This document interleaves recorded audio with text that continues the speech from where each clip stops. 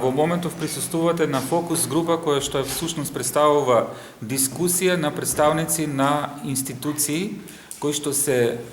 членови во Општинскиот совет за социјална заштита и дополнително представници од Центар за управување со кризи и Дирекција за заштита и спасување. Идејата е да се согледаат проблемите и потребите кои што ги имаат одделни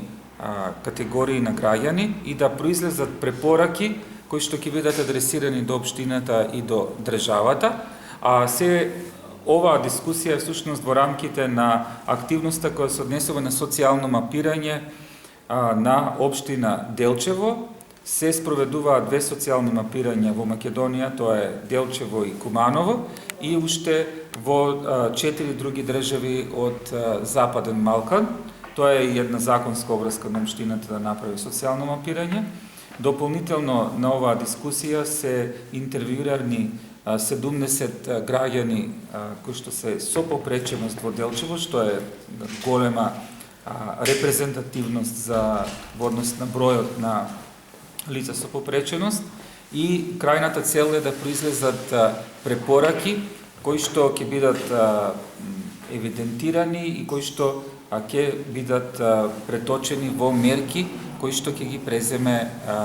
општината преку годишни програми во одделни области, како што се социјална детска заштита, здравствена заштита, образование и слично, но и во стратешки документи како што е социјален план, понатаму имаме